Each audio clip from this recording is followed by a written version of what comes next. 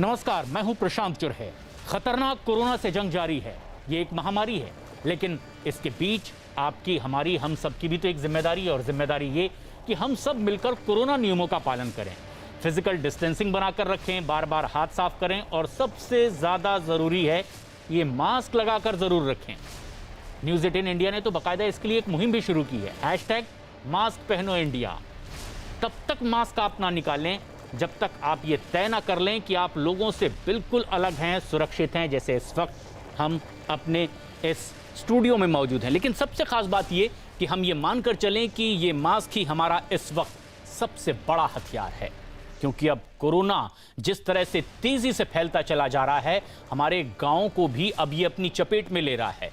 Corona के मामले अब गांव में तेजी से बढ़ते चले जा रहे हैं और ये सब के लिए एक नई मुसीबत बनते चले जा रहे हैं। देश के कई राज्यों में लगातार अब इसकी वजह से हालात बिगड़ने भी लगे हैं। ग्रामीण भारत को बचाने के लिए केंद्र सरकार ने भी कदम उठाए। प्रधानमंत्री नरेंद्र मोदी ने गांव में कोरोना की रोकथाम के लिए कदम उठाने के निर्देश दिए, लेकिन इस बीच गांव में कई जगह लापरवाही भी देखी जाती है, कई जगह सुविधाओं की कमी देखी जाती है और इसीलिए भी ये हालात और ज्यादा बिगड़ते चले जा रहे हैं।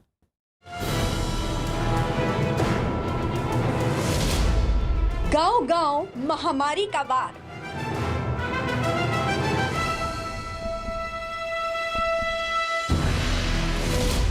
सुविधाओं की कमी से गांव लाचार।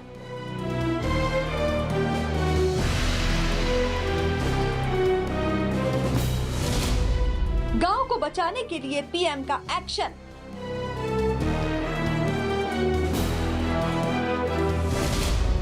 कब सुधरेंगे लापरवाह लोग?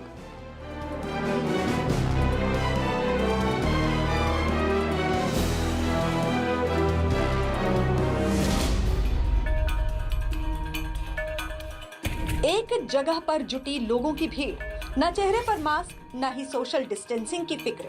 ये तस्वीरें एमपी के जबलपुर में कमरेता गांव की हैं, जहां लोगों में कोरोना का खौफ जरा भी नजर नहीं आता। गांव के ऐसे हालात बिहार में भी दिखे, जहां के गांव में लोग बदइंतजामी से हलकान हैं, तो कोरोना के नियमों को नहीं मानने की आदत भी उन्हीं पर भारी पड़ रही है।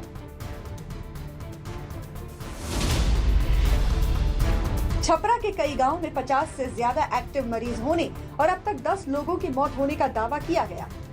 यही नहीं, गांव में जांच से लेकर सैनिटाइजेशन तक नहीं होने का आरोप लगाया गया। लोगों का दावा है कि लगातार बढ़ते मामले से गांव में दहशत है, लेकिन अस्पतालों के बंद पड़े होने से समस्या और बढ़ गई है। ना तो यहाँ सैनिटाइजेशन की व्यवस्था है, न ही यहाँ पे मास्क लोग लगा पा रहे हैं, जागरूकता का अभाव है। बच्चों में तो खासकर ज़्यादा ही, बच्चों में ये जो दूसरी वेव है बहुत ज़्यादा प्रभावित कर रहा है, लेकिन बच्चों में बिल्कुल जागरूकता का अभाव है। उधर पंजाब के गांव में भी हालात बुरे हैं, जहां फिरोजपुर ब्लॉक के फिरोज शाह गांव में कोरोना की दूसरी लहर ने ऐसा हमला किया कि अब तक 42 लोगों की मौत होने का दावा किया गया। यही नहीं, लोगों का आरोप है कि गांव में वैक्सीनेशन की रफ्तार इतनी धीमी है कि अब तक महज 10% लोगों को ही वैक्सीन लग पाई है। इन सब के बावजूद लोग लापरवाह बने हुए हैं, न ही मास्क पहनते हैं, न ही सोशल डिस्टेंसिंग का ध्यान रखते हैं। वैक्सीन ਦੀ बहुत ज़्यादा शॉर्टेज नहीं है, बट लिटिल शॉर्टेज हैगी है वैक्सीन ਦੀ, बट स्टिल जिन्नी की सानू सप्लाई मिल रही है ਅਸੀਂ उन्नी वैक्सीनेशन दे रहे हैं। यूपी के गांव में कोरोना कहर बनकर टूटा और इंतजाम लड़खड़ाने लगे तो मुख्यमंत्री योगी आदित्यनाथ एक्शन में आए और हर गांव में टेस्टिंग बढ़ाने का आदेश दे दिया। साथ ही सामुदायिक स्वास्थ्य केंद्रों को 50 बेड वाले अस्पतालों में बदलने के निर्देश दिए। इसके अलावा उन्होंने वैक्सीनेशन बढ़ाने पर भी जोर दिया। देश भर के गांव में तेजी से फैल रहे कोरोना की रफ्तार को रोकने के लिए प्रधानमंत्री ने भी तुरंत एक्शन लिया और अधिकारियों के साथ बैठक कर जरूरी कदम तुरंत उठाने के निर्देश दिए। पीएम ने गांव-गांव में टेस्टिंग बढ़ाने पर जोर दिया, जबकि ग्रामीण इलाकों तक ऑक्सीजन पहुंचाने के इंतजाम करने, गांव में ही कंटेनमेंट जोन बनाने, वेंटिलेटर की ट्रेनिंग दिए जाने के निर्देश भी दिए, जबकि आशा वर्कर को सक्षम बनाने की सलाह भी दी। गांव में कोरोना से हालात जिस तरह बिगड़ रहे हैं, उससे निपटने के लिए केंद्र से लेकर राज्य सरकारों तक पूरी ताकत लगाई जा रही है, लेकिन लोगों को भी लापरवाही से बाज आना होगा, तभी कोरोना को हराया जा सकेगा। पूरे देश में जारी इस महामारी का असर अब गांव में खासतौर पर देखने को मिल रहा है। कोरोना की दूसरी लहर ने अपना एक नया ठिकाना बनाया इन गांवों को। गांव में ना ही टेस्ट की कोई पर्याप्त सुविधा है और ना ही वहां पर्याप्त मात्रा में डॉक्टर और दवाइयां, ना ही अस्पताल में कोरोना से निपटने के कोई खास इंतजामात, आइसोलेशन सेंटर पर जरूरी सुविधाएं भी नहीं है। इसलिए गांव में आजकल कोरोना का मातम पसरा हुआ है। देश के अलग अलग इलाकों और राज्यों की ये तस्वीर आप देख रहे हैं। 4 राज्यों की ये तस्वीर, जहां कई जगह लापरवाही और कई जगह बदइंतजामी की वजह से कोरोना मरीजों की तादाद लगातार बढ़ रही है। उत्तर प्रदेश, छत्तीसगढ़, बिहार और पंजाब के कई गांवों में ऐसी ही तस्वीर सामने आ रही है। कोरोना बड़ी तेजी से कई गांवों में फैल रहा है और अगर गांव में ये संकट ऐसे ही बढ़ता रहा तो तबाही बड़े पैमाने पर हो सकती है। छत्तीसगढ़ में भी शहरों के बाद अब ग्रामीण इलाकों में कोरोना का कहर बनकर टूटा है और इसके बाद छत्तीसगढ़ सरकार ने गांव में कोरोना की टेस्टिंग बढ़ाई है। हालांकि टेस्ट के दौरान भी बदइंतजामी देखने को मिली है, जिसकी तस्वीर सरगुजा जिले के सामने आई है। सरगुजा के लखनपुर इलाके में कोरोना टेस्ट के लिए लोगों की भारी भीड़ उस सेंटर में पहुंच गई। इस दौरान लोग कोरोना नियमों से पूरी तरह बेपरवाह नजर आए। बताया गया कि जांच के दौरान गांव में बड़ी संख्या में लोगों ने कोरोना की चपेट में आने की भी आशंका जाहिर की। हम लोग जैसे कोविड का जैसे एंटीजन टेस्ट कर रहे हैं, RT-PCR कर रहे हैं, तो अभी हम लोग दिन भर में करीब 150 करीब हम लोग जांच कर दे रहे हैं और ये स्वयं से आने वाले लोग हैं तो उनको हम लोग कर रहे हैं तो कम से कम 40 से 45% इतने लोगों का पॉजिटिव आ रहा है मतलब अभी हमारा एंटीजन टेस्ट में। अब डरेंगे तो क्या होगा, अब काम तो करना ही है। यहाँ हम लोग सभी पूरी टीम मेंबर, मैं और सभी टीम मेंबर, चिकित्सक सभी लोगों का साथ है, एक साथ काम कर रहे हैं। डरेंगे तो काम नहीं बनेगा। हमको अपने समाज को बचाना है, हमको खुद को बचाना है। बिहार के कटिहार में भी कोरोना अपने पैर पसार चुका है और मनसाही गांव के लोगों का तो आरोप है कि प्रशासन की तरफ से कोरोना के बचाव के लिए कोई इंतजाम नहीं है। ना अस्पताल की सुविधा है, ना डॉक्टर और दवा की, सैनिटाइजेशन की भी कोई व्यवस्था नहीं की गई है। सबसे बड़ी बात यह कि लोगों में भी जागरूकता का अभाव देखा जा रहा है। एक बड़ा परेशानी हो रहा है गांव में, वैक्सीनेशन को लेकर सवाल उठ रहा है। वैक्सीन को लेकर क्या स्थिति है पूरे इलाके में? देखिए, वैक्सीन के लेकर के अभी जो रजिस्ट्रेशन है वो ऑनलाइन माध्यम से हो रहा है। तो गांव में ऐसा है कि कई लोगों के पास मोबाइल नहीं है। अब कई के पास मोबाइल है तो वो नेट चलाना या ऑनलाइन से रजिस्ट्रेशन करना नहीं जानते। ऐसे में काफ़ी लोग ऐसे हैं कि जो बिना वैक्सीनेशन के हैं और उन्हें ये नहीं पता है कि कैसे रजिस्ट्रेशन करना है, कैसे हम वैक्सीन लेंगे, कैसे हम अपना नाम लगाएंगे। होना क्या चाहिए? जागरूकता होना चाहिए। जागरूकता होना चाहिए कि किस प्रकार से लोग अपना ऑनलाइन करा सकते हैं। इसमें सरकार की तरफ से एक पहल होना चाहिए। रवि नाम है सर। एक बड़ी चर्चा है कि अब सुदूर इलाके तक भी जो कम्युनिटी किचन की स्थिति है, आपके यहाँ क्या स्थिति है? कम्युनिटी किचन का कितना लाभ मिला है? प्रदेश से मजदूर बड़ी संख्या में आए हैं। देखिए, कम्युनिटी किचन की बात कर ले तो लोग जाते हैं खाने के लिए, लेकिन रास्ते में पुलिस बिना कुछ पूछे ही उस पर लाठी चार्ज करती है, मारने लगती है। लोग डर से खाने के लिए नहीं जा पाते हैं। तो हम चाहेंगे कि सरकार से कि एक अच्छी पहल करते हुए शहरी क्षेत्र में जैसे वो कैंप लगाए हुए खाने का, उसी तरह से वे प्रखंड से लेकर पंचायत स्तर तक जो है ये किचन बनाया जाए, ताकि जो गरीब और गाँव के लोग हैं, जो बाहर से जो युवा बेरोजगारी की वजह से जाते हैं फिर वापस आते हैं कोरोना काल में, तो उनको इसका लाभ मिल सके। इसका कहीं कोई धरातल पर लोगों को जो है सुविधा नहीं मिल पा रहा है। दिक्कत ही दिक्कत। मनीष कुमार। एक तस्वीर आपको दिखाते हैं। देखिए, लोग आन जान कर रहे हैं, लेकिन मास्क को लेकर कितना जागरूकता है, ये तस्वीर अपने आप में बताने के लिए काफ़ी है। बिहार के छपरा में ग्रामीण इलाकों में कोरोना का कहर देखने को मिल रहा है। ग्रामीण इलाकों में बड़ी संख्या में कोरोना से लोगों की मौत भी हुई है। इसके बावजूद गांव के लोगों का आरोप है कि वहां अस्पताल बंद पड़ा है। गांव के लोग कोरोना के बढ़ते मामलों की वजह से दहशत में। उनका आरोप है कि कई लोगों की मौत होने के बावजूद गांव में अब तक सैनिटाइजेशन तक नहीं करवाया गया। गांव में लगभग 7-8 लोगों की मौत हो चुकी है पूरा पंचायत में।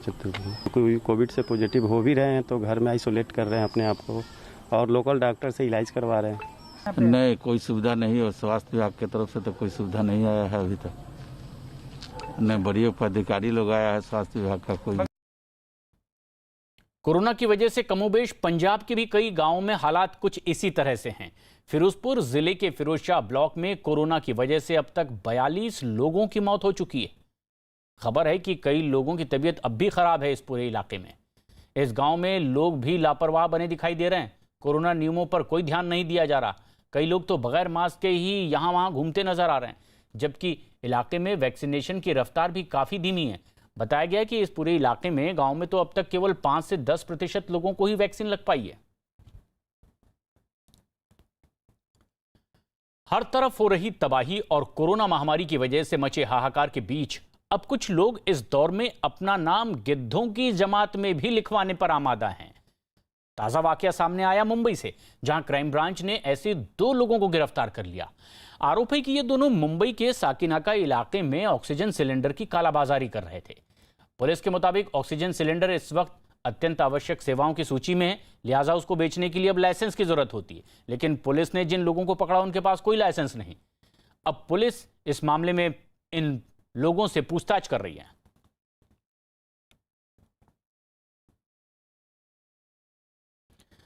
कोरोना महामारी के इस हाहाकार के बीच जिस वक्त चारों तरफ लोग आपदा में अपने लिए अवसर की तलाश में लगे हुए हैं, उसी वक्त कुछ लोग ऐसे भी हैं जो कोरोना योद्धा बनकर आई हैं, जरूरतमंदों की मदद कर रहे हैं।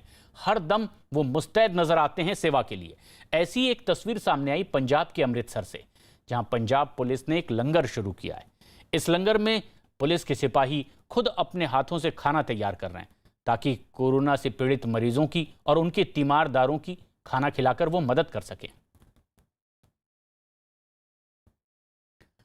हरियाणा सरकार ने कोरोना के खिलाफ जंग तेज कर दी है। राज्य के मुख्यमंत्री मनोहर लाल खट्टर और केंद्रीय पेट्रोलियम मंत्री धर्मेंद्र प्रधान ने आज पानीपत में 500 बेड वाले कोविड अस्पताल का उद्घाटन किया है। अभी इस अस्पताल में 300 बेड की शुरुआत हुई है। इस अस्पताल को 20 दिन के अंदर बनाया गया है, जिसे बनाने में 28 करोड़ रुपए का खर्च आया है। हरियाणा के मुख्यमंत्री मनोहर लाल खट्टर ने दावा किया कि अब राज्य में 19,000 ऑक्सीजन बेड की व्यवस्था है।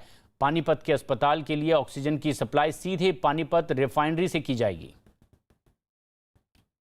हरियाणा के पानीपत में हरियाणा के मुख्यमंत्री मनोहर लाल खट्टर और केंद्रीय पेट्रोलियम मंत्री धर्मेंद्र प्रधान ने 500 बेड वाले ऑक्सीजनेटेड अस्पताल का उद्घाटन किया है। आप देख सकते हैं, ये बाहर की तस्वीरें आपको दिखा रहे हैं, जहां कंट्रोल रूम के अलावा नर्सेज के लिए, डॉक्टर्स के लिए अलग अलग लाउंज बनाया गया है, एडमिन एरिया बनाया गया है। इसके अलावा एडमिन ऑफिस भी, इधर आप देख सकते हैं, अपने कैमरा पर्सन केटी से कहेंगे, एडमिन ऑफिस बनाया गया है। जो मरीज आएंगे उनका पहले दाखिला होगा। इसके अलावा कंट्रोल रूम से तमाम प्रक्रिया को पूरी करने के बाद हर मरीज को अस्पताल में बेड दिया जाएगा। 500 ऑक्सीजनेटेड बेड हैं, 300 बेड की शुरुआत आज से कर दी गई है, 200 बेड आने वाले दिनों में जुड़ जाएंगे।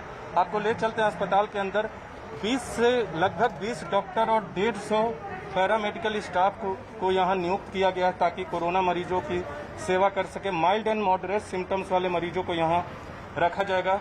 और ये ऑक्सीजनेटेड बेड का एरिया है, जहाँ 300 बेड अभी लगा दिए गए हैं। आज इसका उद्घाटन किया गया है और सीधे पानीपत रिफाइनरी से यहाँ ऑक्सीजन की सप्लाई हर बेड पे की जा रही है। आप देख सकते हैं, ये अस्पताल है। 300 बेड, यहाँ 300 बेड की शुरुआत कर दी गई है, क्योंकि आज ही उद्घाटन हुआ है, तो आज शाम या कल से मरीजों के आने का सिलसिला शुरू हो जाएगा। 500 बेड का अस्पताल तैयार किया गया। कितना बड़ा है, तमाम सुविधाएं, स्टेट ऑफ द आर्ट की जो सुविधा होती है वो सुविधाएं यहाँ मौजूद है। ये जो इलाका है, इधर महिला और पुरुषों के लिए अलग अलग स्थान है। यह फीमेल ब्लॉक है, यहाँ महिला मरीजों को रखा जाएगा। और दूसरी तरफ पुरुष मरीज जो होंगे, मेल ब्लॉक है। महिला और पुरुष मरीजों के लिए अलग अलग स्थान है। इसके अलावा हर बेड पे ऑक्सीजन मुहैया कराया गया है। सीधे पानीपत रिफाइनरी से 1.5 किलोमीटर पाइपलाइन के जरिए यहाँ ऑक्सीजन मुहैया कराया गया है, क्योंकि मुख्य मकसद पानीपत शहर से 15 किलोमीटर दूर ये अस्पताल है। और यहाँ अस्पताल की स्थापना का मुख्य उद्देश्य यही था कि ऑक्सीजन की सप्लाई सीधे की जा सके अस्पताल में। इसीलिए पानीपत रिफाइनरी के नज़दीक इस अस्पताल को बनाया गया, ताकि ऑक्सीजन लिक्विड फॉर्म में लाने की ज़रूरत न पड़े और लोगों को सीधे ऑक्सीजन बेड पे ऑक्सीजन पाइपलाइन के जरिए मुहैया कराई जा सके। तमाम सुविधाएं यहाँ मरीजों को होंगी। 500 बेड वाला अस्पताल है, और जो पानीपत एक हॉटबेड के तौर पे विकसित हुआ है, चाहे पिछली लहर की बात करें या दूसरी लहर की बात करें, उसमें मरीजों से निपटने में, मरीजों में कोरोना से निपटने में इस अस्पताल का बहुत बड़ा योगदान होगा, जिसकी शुरुआत की गई है। 300 बेड तो शुरू हो गया है और 200 बेड आने वाले कुछ ही दिनों में जुड़ जाएंगे। कैमरा पर्सन केडी के साथ नीरज कुमार, न्यूज़ 18 इंडिया, पानीपत। हरियाणा के मुख्यमंत्री मनोहर लाल खट्टर ने बताया कि अस्पताल बनाने में 28 करोड़ रुपए का खर्च आया और यह अस्पताल 20 दिन के भीतर ही बनाकर तैयार कर लिया गया। अब ये जो दूसरी लहर है, मार्च में शुरू होकर के और मई, आज अभी 14, 15, 16 मई में हम है, हमने इसका पीक देखा है 1.5 महीने में ही। लगभग 2 महीने में वो 3100 मैक्सिमम था और अभी मैक्सिमम 16,000 केसेस एक दिन में भी आए। और हमने पानीपत में और हिसार में, क्योंकि दोनों जगह गैस बनती है, दोनों जगह पर 500 बेड के अस्पताल बनाने का ये निर्णय किया था। मैं बधाई देता हूं हमारे पीडब्ल्यूडी डिपार्टमेंट, ग्राम विकास मंत्रालय, डीआरडीओ के लोगों का भी मैं आभारी हूं, जिन्होंने हमको ये स्थान उपलब्ध कराया। कोविड अस्पताल में ऑक्सीजन की सप्लाई पाइपलाइन के जरिए पानीपत रिफाइनरी से सीधे की जाएगी, जिसके लिए 1.5 किलोमीटर लंबी पाइपलाइन बिछाई गई है। हरियाणा के पानीपत में जिस 500 बेड वाले कोविड अस्पताल का उद्घाटन किया गया है, वो शहर से 15 किलोमीटर की दूरी पर है और शहर से दूर स्थापित करने का मुख्य मकसद ये था कि पानीपत रिफाइनरी से अस्पताल को ऑक्सीजन चाहिए था। हमारे पीछे आप देख सकते हैं पानीपत रिफाइनरी की तस्वीरें आप देख रहे होंगे और वहां से 1.5 किलोमीटर की दूरी पर अस्पताल है और 500 बेड वाला अस्पताल, और इसी अस्पताल का उद्घाटन किया गया है। और ये जो पाइप आप देख रहे हैं, 1.5 किलोमीटर लंबी पाइप के जरिए सीधे गैस के तौर पे ऑक्सीजन अस्पताल को पहुंचाया जा रहा है, क्योंकि ऑक्सीजन लाने की अब दिक्कत नहीं होगी।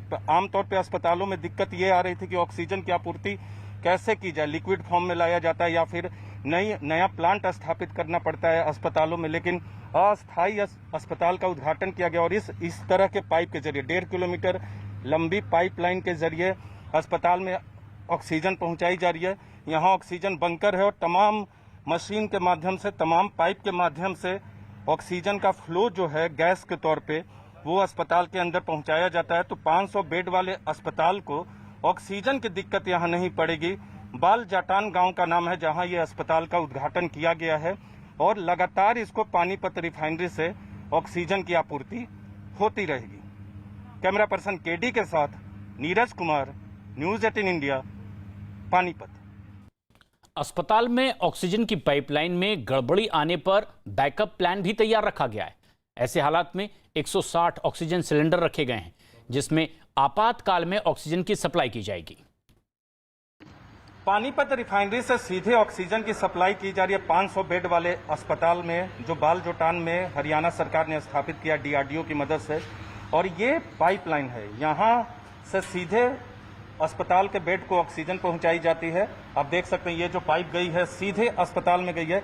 लेकिन अगर किसी तरह की समस्या होती है, पानीपत रिफाइनरी से जो पाइपलाइन 1.5 किलोमीटर की बनाई गई है उसमें अगर किसी तरह की समस्या होती है तो बैकअप सिलेंडर की भी व्यवस्था की गई है। ये बैकअप रूम है जहां 160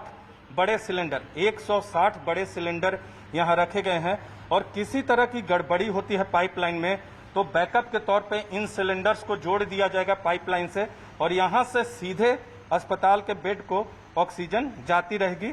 और ये जो ऑक्सीजन का बैकअप है कम से कम 5 से 6 घंटे 500 बेड वाले अस्पताल को मुहैया कराई जा सकती है और इस बीच जो पाइपलाइन में गड़बड़ी होगी उसको ठीक भी किया जा सकता है। तो सिर्फ पाइपलाइन के भरोसे ही नहीं है, बैकअप सिलेंडर की भी व्यवस्था की गई और बड़े बड़े सिलेंडर आप देख सकते हैं, ये बहुत बड़े सिलेंडर हैं, घंटों चलते हैं एक मरीज के लिए और 500 बेड वाले अस्पताल के लिए 160 सिलेंडर काफी है कि घंटों उनको ऑक्सीजन की सप्लाई दे सके।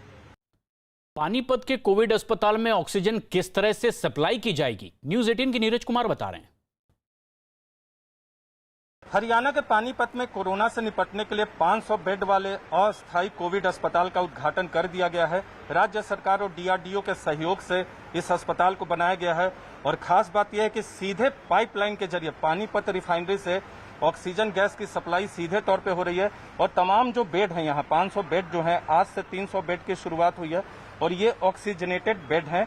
ऑक्सीजन की सप्लाई सीधे हो रही है। कई अस्पतालों में आपने देखा होगा कि सिलेंडर से सीधे ऑक्सीजन सप्लाई होती है, लेकिन ये पाइप है और इस पाइप लाइन के जरिए ऑक्सीजन की सप्लाई सीधे पेशेंट को होगी। हमने आपको दिखाया कि कैसे 1.5 किलोमीटर लंबे पाइपलाइन के जरिए ऑक्सीजन यहाँ अस्पताल में पहुंचाया जा रहा है। 300 बेड की शुरुआत हो गई है और 200 बेड की शुरुआत आने वाले दिनों में होगी। तो ये ऑक्सीजनेटेड बेड है। आमतौर पे हम लोग देखते हैं कि सिलेंडर के जरिए सप्लाई होती है, तो यहाँ ऑक्सीजन सीधे आ रहा है। हाँ जी, बिल्कुल पाइपलाइन से डायरेक्ट ऑक्सीजन आएगा, जहाँ से बन रहा है वहीं से आएगा सीधे। हाँ जी। और यहाँ जो भी मरीज होंगे जिनको ऑक्सीजन की जरूरत होगी, यहीं सारा इलाज मुहैया कराया जाएगा। हाँ जी, बिल्कुल। तो ऑक्सीजन की सप्लाई तो सीधे हो रही है। और जो अस्पताल बनाया गया है, हमारे पीछे आप देख सकते हैं, फीमेल ब्लॉक, महिला मरीज जो होंगे कोरोना के, उनके लिए एक अलग ब्लॉक बनाया गया है जहां महिला मरीजों को रखा जाएगा। और अपने पीछे आपको दिखाना चाहेंगे, अपने कैमरा पर्सन केडी से कहेंगे कि पीछे की तस्वीरें दिखाएं। पुरुषों के लिए अलग ब्लॉक है, ये मेल ब्लॉक है जहां पुरुष मरीज जो होंगे उनको रखा जाएगा।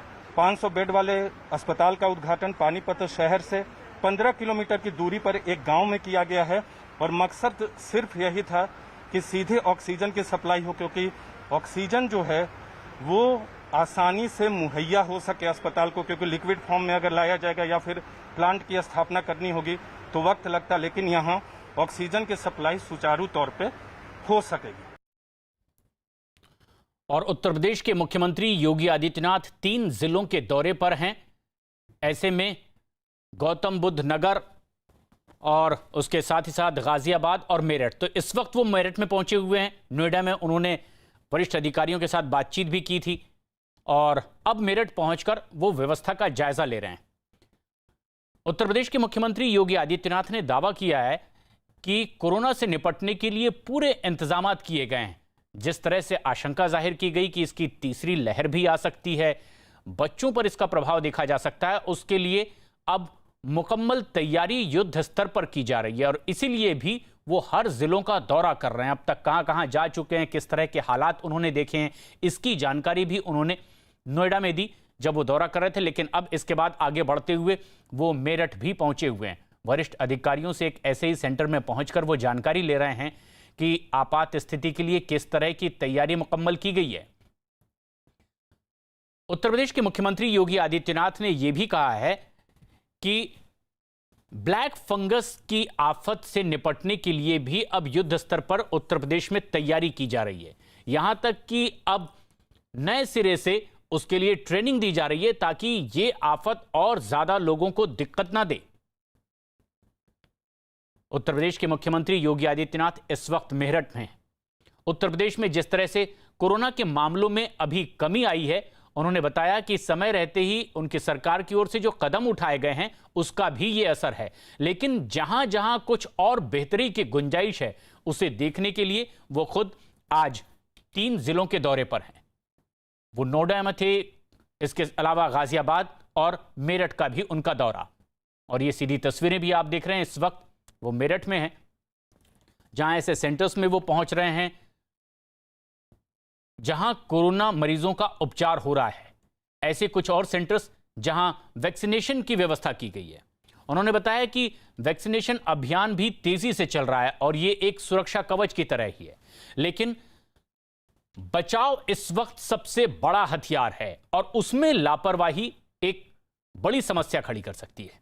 2 तस्वीरें आप देख रहे हैं, कुछ देर पहले वो नोएडा में भी थे, वरिष्ठ अधिकारियों के साथ उन्होंने बातचीत की है।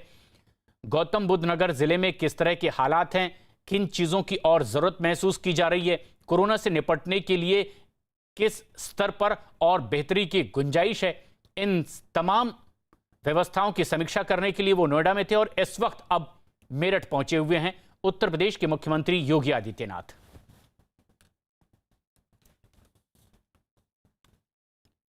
एक बड़ी खबर इस वक्त टाउटे तूफान से जुड़ी। कर्नाटक में टाउटे तूफान की वजह से 4 लोगों की मौत हो गई है। इसके अलावा कर्नाटक के तटीय इलाकों में 73 गांव टाउटे तूफान से प्रभावित हैं।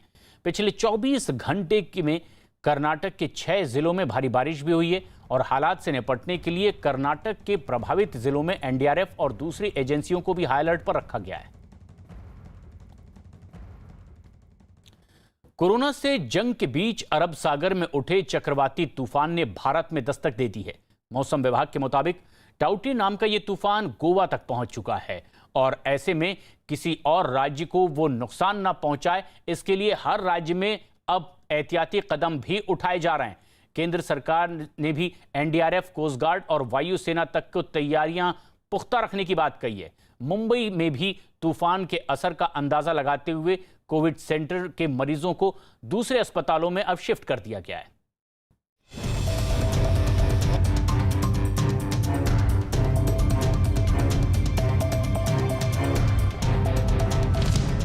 कोरोना के बीच टाउटे तूफान की दस्तक।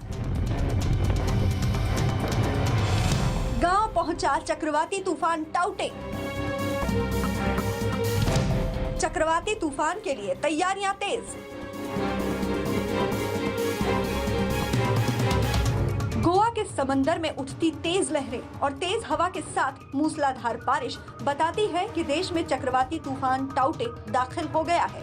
गोवा में दस्तक देते ही इसके असर से सड़कों पर कई पेड़ गिर गए, जिससे अंदाजा लगाया जा सकता है कि जब ये चक्रवाती तूफान पूरी ताकत से गुजरात और महाराष्ट्र से टकराएगा तो क्या हाल हो सकता है। यही वजह है कि गोवा में तूफान के आने से पहले ही बीच खाली करवा लिए गए और एनडीआरएफ की टीमें तैनात कर दी गई। इस वक्त हम खड़े हैं पणजी के मिरामार बीच पे और जैसा कि आप देख सकते हैं यहाँ पे तेज बारिश हो रही है। गोवा की कई जगहों पे साइक्लोन टाउते का खतरा देखा जा रहा है, जिससे मद्देनजर रखते हुए गोवा के बीच पर लोगों की सुरक्षा के लिए बीच को पूरी तरीके से खाली करवा दिया गया है और साथ ही एनडीआरएफ की टीम भी तैनात की गई है। अगर आपातकालीन स्थिति आती है तो तुरंत ही उस पर काबू पाने का काम किया जा सकता है। हवाई मार्ग से भी समुद्र के आसपास के इलाकों पर नजर रखा जा रहा है। साथ ही हम लोग देख रहे हैं कि लेफ्ट हैंड साइड जो मेरे हैं यहाँ पे लाइफ गार्ड भी खड़े हैं। अगर कोई आपातकालीन स्थिति आ जाती है तो यहाँ पे पूरी तरीके से सुरक्षा बढ़ा दी गई है। कर्नाटक में भी पिछले 24 घंटे में 6 से ज्यादा जिलों में भारी बारिश दर्ज की गई, जिसमें अब तक 4 लोगों की मौत होने का एसडीआरएफ ने दावा किया है, जबकि 73 गांव में नुकसान पहुंचने का दावा किया गया। उधर तूफान के मुंबई से टकराने की भी जानकारी मौसम विभाग ने जारी की है, जिसके बाद समंदर किनारे अलर्ट जारी कर दिया गया और खास प्रबंध किए गए हैं। साथ ही मछुआरों को 3 दिनों तक समंदर में नहीं जाने के आदेश दिए गए। अरबी समुद्र में उठे तूफान के बाद मुंबई हाई अलर्ट पे है। आप देख सकते हैं यहाँ पर इस समय हम कुलाबा में खड़े हैं, जहाँ पर ये जो मच्छीमार इलाका है, यहाँ इनकी सारी जो बोट्स हैं इन्हें किनारे पर लेकर आया गया है। साथ ही बीएमसी और पुलिस की यहाँ पर निगरानी रखी गई है। 300 नाव ऐसी हैं, 300 बोट ऐसी हैं जिन्हें किनारों पर बांध दिया गया है एहतियातन। तेज हवा और बरसात की आशंका मौसम विभाग ने जताई है, जिसके बाद बीएमसी की ओर से ये कदम उठाया गया है। यही नहीं, मुंबई में तूफान के असर वाले इलाकों में मौजूद कोविड सेंटर में इलाज करवा रहे करीब 250 से ज्यादा मरीजों को जल्द से जल्द दूसरे अस्पतालों में शिफ्ट कर दिया गया है।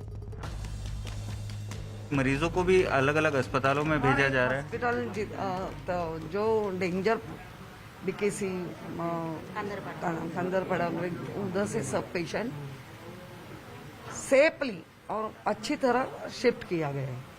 साफ तौर पर कोरोना के जो मरीज हैं उन्हें भी अलग अलग अस्पतालों में शिफ्ट किया गया है।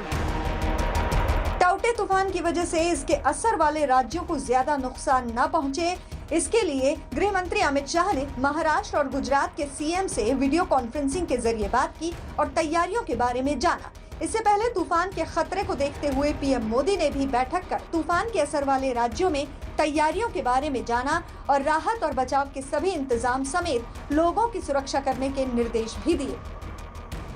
मौसम विभाग के मुताबिक अगले 3 दिनों में टाउटे तूफान का 5 राज्यों केरल, गोवा, गुजरात, महाराष्ट्र और कर्नाटक में असर होगा, जबकि 18 मई को ये गुजरात के पोरबंदर और भावनगर के बीच तट से टकराएगा।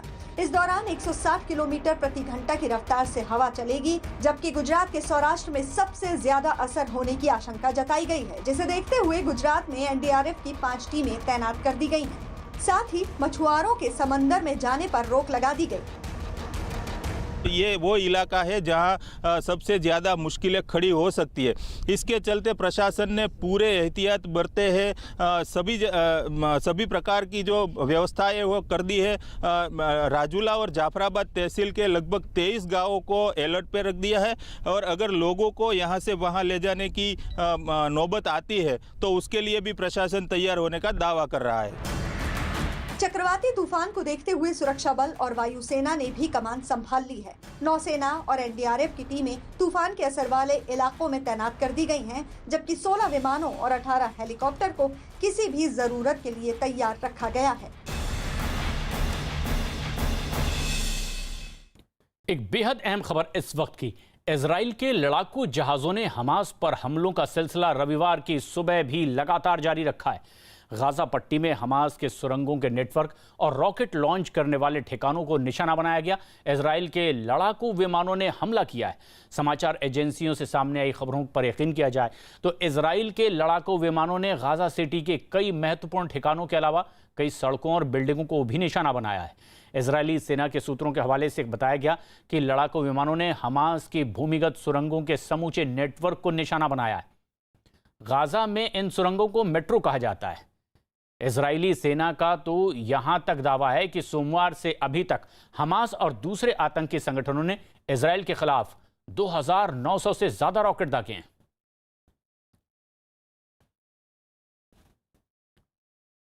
इजराइल के लड़ाकू जहाजों ने हमास पर हमलों का सिलसिला रविवार की सुबह भी जारी रखा है। गाजा पट्टी में हमास के सुरंगों के नेटवर्क और रॉकेट लॉन्च करने वाले ठिकानों को निशाना बनाया गया है। इजराइल के लड़ाकू विमानों ने हमला किया और समाचार एजेंसियों के सामने आई खबरों पर यकीन करें तो इजराइल के लड़ाकू विमानों ने गाजा सिटी के कई ठिकानों पर लगातार एक के बाद एक हमले किए हैं।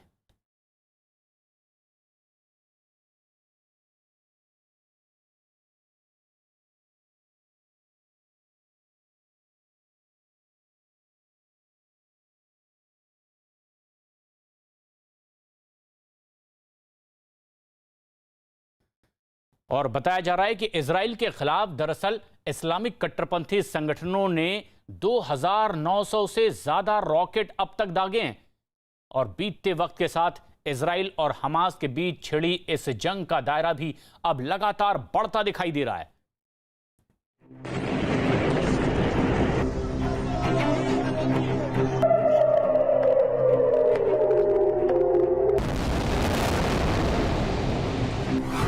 इजराइल फिलिस्तीन में जारी है जंग।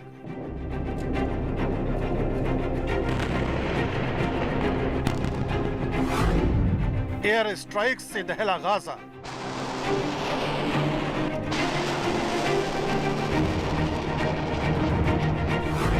हमास सुरक्षा कंपाउंड पर हवाई हमले।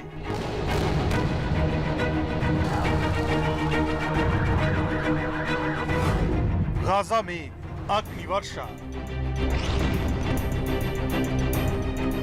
ये दिल दहलाती तस्वीरें गाजा शहर की हैं। एक जोरदार धमाका, आग की लपटें और काले धुएं का गुबार।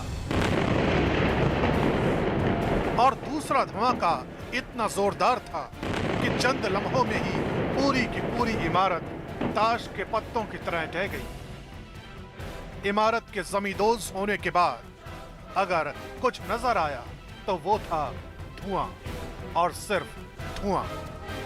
खबर के मुताबिक ये 12 मंजिला इमारत इजरायली वायुसेना के हमले में ढह गई और इस इमारत में अंतर्राष्ट्रीय मीडिया एजेंसियों और अखबारों के दफ्तर थे। और अच्छी बात ये कि जिस वक्त इस इमारत को इजरायली वायुसेना ने निशाना बनाया उससे पहले ही इस इमारत को खाली करा लिया गया था।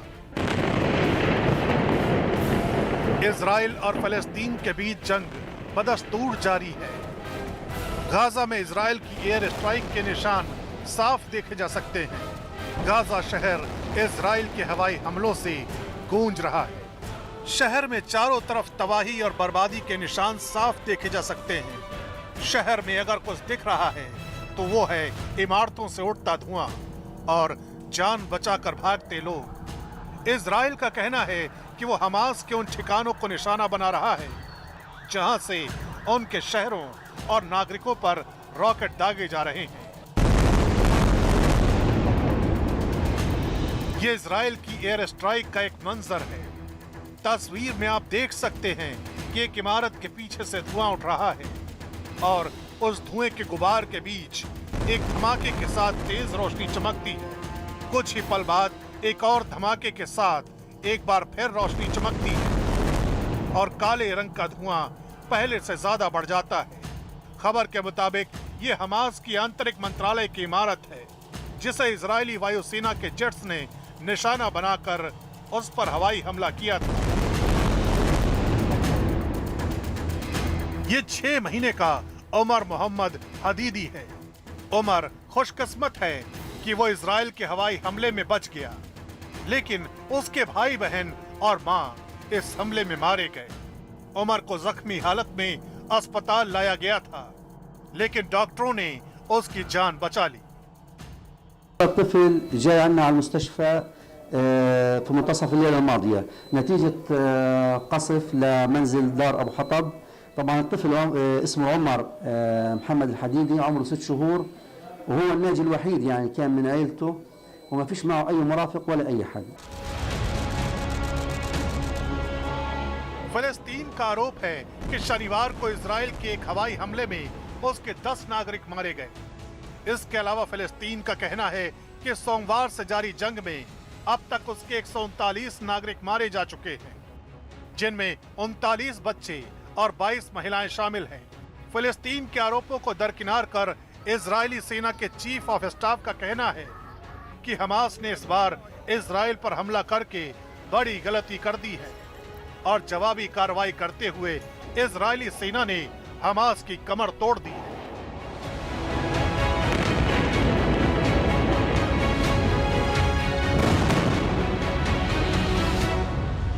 עשה שגיאה חמורה שהוא החליט לירות על מדינת ישראל, וצה"ל יצא להתקפה שבמהלכה אנחנו פועלים על בסיס תוכניות שהכנו מראש, ויש לפנינו עוד מספר שלבים שמוכנים.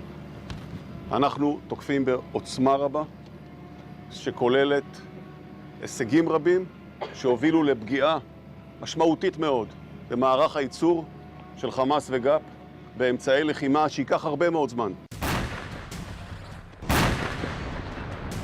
हमास के चरमपंथी भी इजराइल के शहरों को निशाना बनाकर उन पर रॉकेट दाग रहे हैं। इजराइल का कहना है कि हमास अब तक उसके शहरों पर 2000 से ज्यादा रॉकेट हमले कर चुका है और उसके इन हमलों में उसके 8 नागरिक मारे जा चुके हैं। हालांकि उसके एयर डोम डिफेंस सिस्टम ने हमास के दागे ज्यादातर रॉकेट को हवा में ही नष्ट कर दिया है, लेकिन फिर भी उसके शहरों में हमास के हमले की वजह से काफी नुकसान हुआ है। הייתה אזעקה, קמתי, צעקתי לכולם שיבואו לממ"ד, ואחרי שנייה שסגרתי את הדלת היה בום רציני ברמה שכל הבניין זז, פשוט כאילו אתה על מזרן מים, פשוט זז. בעלי אמר לי זה נפל פה, בוודאות זה נפל פה. הוא פתח את הדלת, הוא ראה את כל התריסים שבורים בחלונות וקצת רסיסים שנפלו. इजराइल और फिलिस्तीन के बीच छिड़ी जंग की वजह से गाजा में दहशत का आलम है। दुनिया के कई देश हमास और इजराइल से जंग रोक देने की अपील कर चुके हैं, लेकिन दोनों ने अभी तक एक दूसरे पर हमले करना नहीं छोड़ा है। संयुक्त राष्ट्र भी इजराइल और फिलिस्तीन से फौरन संघर्ष विराम की अपील कर चुका है। The Secretary General appeals to all parties to immediately cease the fighting in Gaza and Israel. The ongoing military escalation has caused great suffering and destruction. It has claimed scores of civilian lives, including, tragically, many children. The fighting has the potential to unleash an uncontainable security and humanitarian crisis and to further foster extremism, not only in the occupied Palestinian territory in Israel, but in the region as a whole. Israel ने जंग रोक देने की appeal को दरकिनार कर अब फिलिस्तीन पर हवाई हमले के साथ साथ जमीनी हमले करना भी शुरू कर दिया है। अभी तक इजरायली सेना ने गाजा में किसी ऑपरेशन को तो अंजाम नहीं दिया है, पर उसकी गतिविधियों को देखते हुए लगता है कि इजरायली सेना किसी भी वक्त गाजा में घुसकर किसी बड़े हमले को अंजाम दे सकती है। और इस हकीकत से तो पूरी दुनिया वाकिफ है कि सीधी जंग की सूरत में हमास इजराइल के सामने कहीं भी नहीं ठहरता, क्योंकि इजराइल फिलिस्तीन से कहीं ज्यादा ताकतवर मुल्क है। इजराइल के पास एयरफोर्स है, एयर डिफेंस सिस्टम है और दुश्मन को नेस्त नाबूद करने के लिए स्पेशल फोर्स है, जिनके बलबूते वो जब चाहे गाजा पट्टी को निशाना बना सकता है।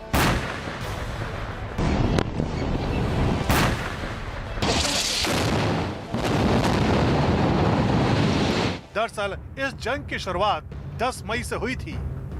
यरूशलेम में अल अक्सा मस्जिद में फिलिस्तीनियों और इजरायली सुरक्षा बलों के बीच 10 मई को झड़प हुई थी। इस झड़प में दर्जनों फिलिस्तीनी प्रदर्शनकारी घायल हुए थे।